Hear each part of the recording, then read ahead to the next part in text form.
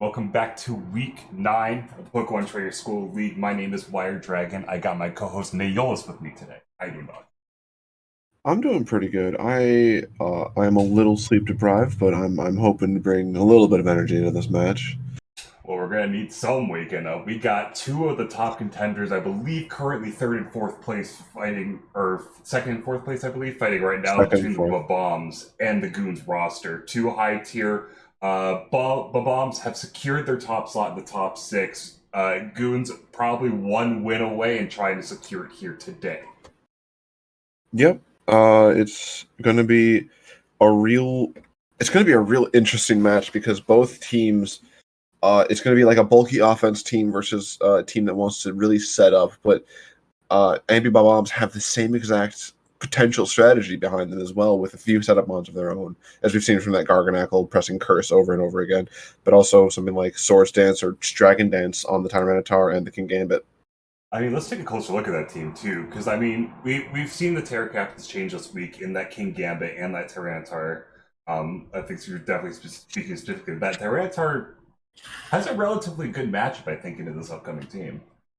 Yeah, it's this incredibly bulky mon that can set up like what's the Dragon Dance, make its speed issues no longer a thing, and its Terra types are its access to Terra makes it such a great wall against so many of the Pokemon on the Obstinate Obstagoons, and just on base and its own setup for Sand, it has to be a little bit careful not to not get rid of its special defense boost that might be relevant in some situations, but the resistances it can get, that it will be able to save it from certain super effective moves, that the coverage that the Obstinate Obstagoons gets will be, I think, pretty imperative here.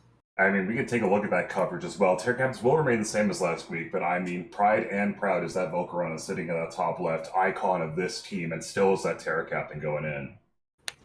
Oh yeah, of course. It's proven that it's going to be it's proven, I think, to be the best Terra Pokemon in the entire league. I believe, does it have the best record at the moment? If not, it's close. I believe so. I think it's got 17 kills under its belt. Jeez. Absolutely phenomenal Pokemon, and that ability to change types has only been thwarted a singular time, in terms of like its ability to fight, because it's sure he's lost a couple other like more than one match, but like the only time that he's teared the Volcarona and it been thwarted entirely is against that Karate Man. And given how close those Matt Y and Karate Man are outside of this, I wonder if he shares some tips. I mean, we're going to have to find out. Both trainers are sitting on the battlefield. Let's pop over to see what we're looking at today. On the bottom of your screen is going to be that the bomb roster is going to be the King Gambit, the Poltergeist, the Tyranitar, the Rotom Heat, the Tatsugiri, and the Passimian. Top of your screen is going to be Volcarona, Phalanx, Clawitzer, I always get those two mixed up. Iron Clawitzer. Treads, Murkrow, and that I wanted to say primordial. I wanted Brute to do it. Bonnet. I knew the word. I saw it and I went, the primordial Moongeese, it's back. Yeah. Everyone Back from week knows. one. Back from week one. But yeah, no. This looks like a pretty good rosters from both sides. The Phalanx, being that Terra Captain, I it gets pretty good coverage, but in this generation, this coverage was knocked down a little bit. It doesn't get access to Poison Jab or Throat Chop anymore. So this, given what its move pool is at the moment, this Poltegeist may stop the no retreat sweep here. Not to mention the potential. This fighting type weakness is still on display here. Nothing really resisted aside from the Poltegeist, but this Terra Captains could come in clutch. Yeah, it's kind of weird because normally you'd want it to be like that Volcarona getting that fighting type resist, right? But it's. I mean, we're going to have to see because these two teams are definitely primed and ready. They have been sent the go ahead message. Let's see what leads we got here. There actually, Yeah, we haven't pointed it out yet. There's no Garganackle. I think the second time it hasn't been brought. I think so. I think you're correct on that. It's, to be fair, like I said, this team has a bit of a fighting type weakness. Maybe worried without having that Terra type access to it. Maybe worried about being just kind of um, walled off by the Poltegeist, or by like not walled up, but like beaten by this phalanx here, and it might have just not wanted to come in and have to deal with like not being able to change its type and be able to resist and set up curses like it has in the past. Murkrow versus Tatsugiri going to be the leads here. I mean, we've seen this Murkrow do this a few times all season. Honestly, the Tatsugiri, I think we've seen lead a couple times too, threatening a really powerful special move. It's going to be Thunder Wave happening on the Tatsugiri, and it will get the paralysis Immediately here. paralysis. Oh my goodness! Immediately looking like the match for V versus Riven Helper this week, where just a lot of potential RNG coming out from this.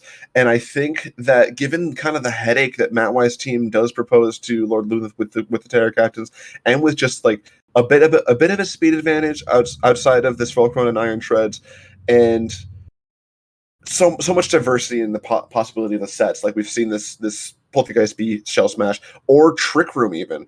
I think that a little bit of luck is kind of in Matt Wise detriment. I think Lord Lunith is might need a little bit of luck to overcome those the bulkiness of the team, so you can get a little more of a chip off. And the Thief stealing the life orb. Oh my god, this Brute Bonnet hits hard right now. The Brute Bonnet came in and immediately used a boost strategy, but put its attack up. We saw the life orb come off after the Tatsugiri used Surf, but yeah, the Thief stole and killed it. So not only are this Pokemon down, but I mean the attacks off this Brute Bonnet right now is crazy. Life orb plus the attack boost, meaning that all these damaging moves are going to be incredibly powerful. Yeah, and this Rotom Heat is going to be able to just either get off an overheat. I think that might be the safe play here. This Rubonnet does have that same attack boost coming back out with the Life Orb. That Photosynthesis boost is the same boost as an attack boost, but maybe switching into something. But there's also the possibility that this Rotom Heat is a screen set as well. So might take that opportunity to set up something to try and help survive this incredibly strong Brute Bonnet now. You have to worry about the Sucker Punch button here, right? The priority could happen, but it's actually going to be switched back into the Murkrow. Overheat was clicked 48% to that Murkrow. Will get its special attack lowered because of its own move. If this, yeah, maybe not thinking the Sucker Punch chip was worth it, because I believe if that was a, even with the Photosynthesis boost, that Sucker Punch I don't think was able to kill. Light Screen will come up as the Murkrow U-turns out into this Claw Itzer. Yes, the M198 Bulldog, as we see. It's gun time, baby. Volt Switch will come out, doing little damage. Doesn't really do a lot. Well, it's got my special attack, but you are right. It seems especially bulky. Yeah, it seems like it wants to be a bit bulky. Set up those screens, just get some good damage off with the. Oh my god! Even through a light screen, that light screen's saving this monkey's life. I mean, holy damage was just called out there as we see how powerful this Clawitzer will be. It will go for the close combat follow-up. Does not kill, so this revenge should go through with the Water Pulse. And all of a sudden, it's a 6-4 lead for the Goons. Now we have to remember this Clawitzer is incredibly slow, so I don't think it's going to be able to get another attack off here. But does Lord Lunith decide to try and save this Clawitzer in the back for a potential sack later and switch into something safely on something that comes in here? Or do you think that he's going to sack it off immediately to maybe something like this Rotom Heat, trying to get another... Maybe Matt tries to get a little greedy, try to get the Reflect in case this Phalanx wants to come in and try to set up the no retreat. Yeah, like there's an argument to keep it over the King Gambit if it's going to be a choice item, if you believe that. But otherwise, like if the Poltergeist switches in, you just want to get the damage off before it goes for its signature shell smashing start. Mm-hmm. The Tyranitar wants to go for a Dragon Dance. You're more than happy to get damage off from that Pokemon. So I think it's got to be this Rotom Heat immediately Volt switching off. And at that point, I think you're content. I don't imagine you save this, but maybe you save it for a switch later. It's super obvious into something like the Iron Treads.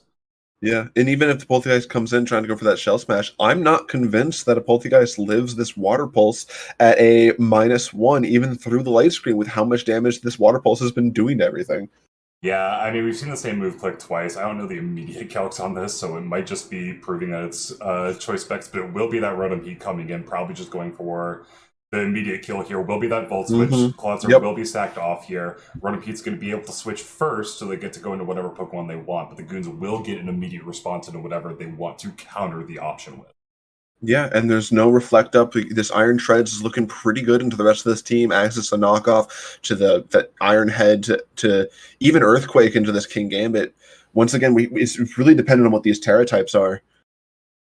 Yeah, we haven't. Both Pokemon for the Goons still have their Terra options as well. As for the bombs, those options are typically in the back, as we've seen like Pokemon like this King Gambit be reserved for the final Mon. I think this is the longest we've waited for this Volcarona to come out, by the way. I don't know any other time it's been like later, like your turn, 8 turns in, the Volcarona has not shown its face yet. In all fairness, it's kind of an awkward, aside from Terra type, it's kind of an awkward thing to bring in right now with the uh, with this at the beginning at least, with the Tatsugiri being there. The Rotom Heat definitely hits it pretty hard, even if it is its base type with fire type. Like that overheat hits for neutral damage, and we've seen how much damage it can do. And this King Gambit is all pretty good. The Spore, the sleep, but the Lumberry will wake it up. Came prepared. So Lumberry is gone, but we gotta wonder what damages Tyranitar is gonna be able to do this Brute Bonnet, because there is a chance we just click the same button again, right? It was a good switch in originally to make sure that this Poltergeist couldn't get it set up like it wanted to, but now we're in a position, and the King Gambit does switch in. Supreme Overload will trigger close combat, but the close combat! King Gambit, oh my goodness! Maybe expecting the second Spore to come out to try to put it to sleep for good, but it doesn't come out, and this Brute Bonnet is proving to be a pain in Matt Y's side. Oh my goodness! I mean, 5-3 lead now. We're looking at, allegedly an overheat here, just trying to finally finish off. Not many great switches in, but there's definitely not some terrible ones here. I do think that this Murkrow might be the best switch in here because we've seen that it can take a hit. Actually, but going for the Spore, the prediction on the Reflect. Now, this Brute Bonnet's damage capability is going to be cut in half here. Even with the Life Orb, it's still going to be able to hit very hard. But this literally is playing out of his mind right now.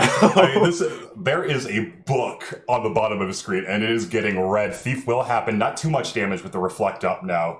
Both this Life Orb and the Sand are chipping this Brute Bonnet down, putting it at a lower HP. Do you think maybe this would have been a good opportunity to get the Volcarona in and just trying to set up Quiver Dances?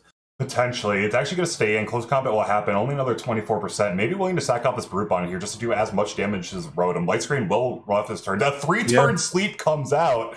Getting some good RNG on that, but... Yeah, and it's going to even be able to live. Maybe go for a Sucker Punch. Well, go for a Sucker Punch. Actually tried. Oh my goodness, this Brute Bonnet will finally die, but not before taking out the Rotom with it. 2-4, and there is a T-Tar and a Poltergeist left. Screens will be up for a good chunk of the rest of this game, so they will have the defensive back, but they have to get through 4 Pokemon, including some of the most iconic on this Goons roster.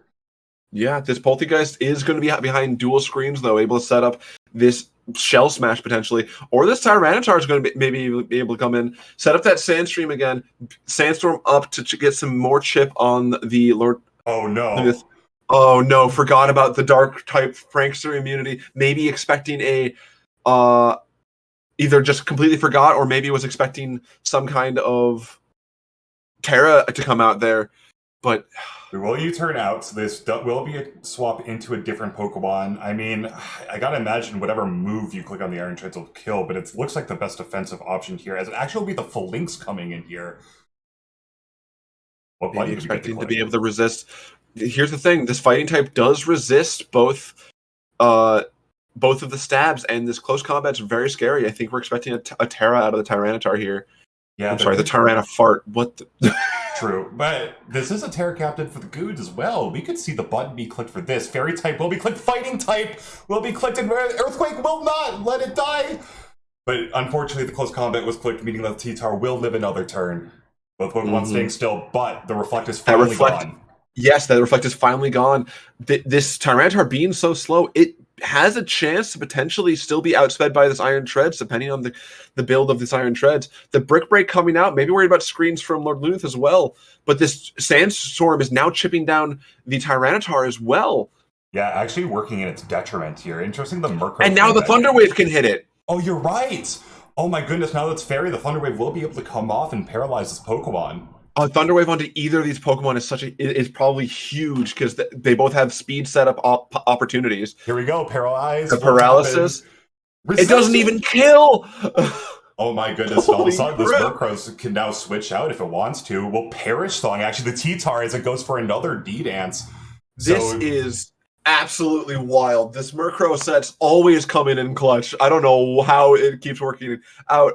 This paralysis making it slower, even at +3, slower than even the Murkrow. That's kind of wild. So now it's great here, right? Because there's a chance that this Iron Tread's now outspeeds and is able to kill this off. The Murkrow will actually be able to get safe with the Poltergeist. Actually goes for the Stealth Rock here, allowing it to die, maybe going Volcarona now just to try to finish this off, getting the rocks in for that Poltergeist. And this Tyranitar will perish next turn. So maybe expecting a switch here, going for another Perish Song just so the Poltergeist can't stay in as well. Going for the Taunt, can't go for another Dragon Dance. Goes for the Earthquake.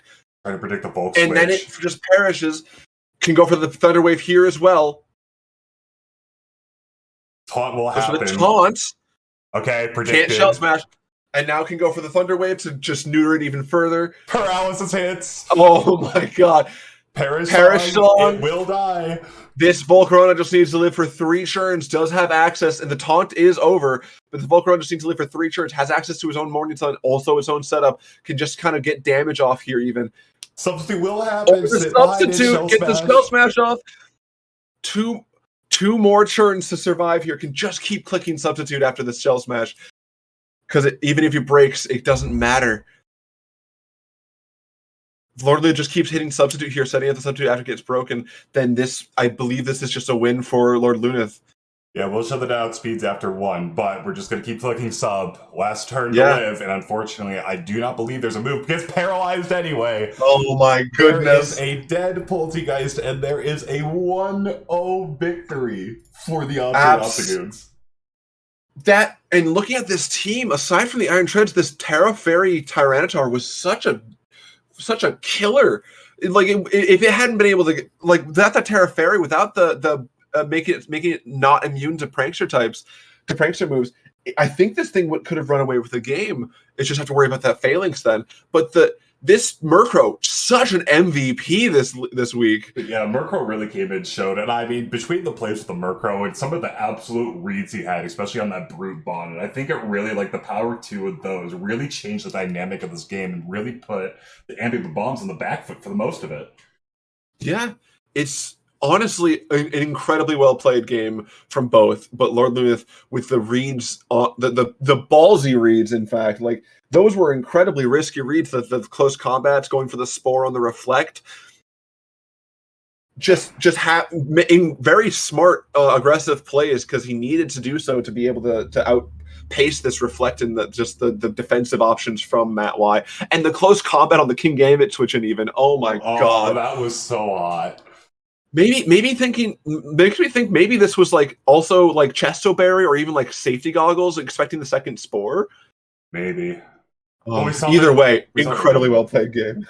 Oh man, I mean, it's hard to even talk about more of that game. Just wonderful done, but unfortunately, that is the end of this one.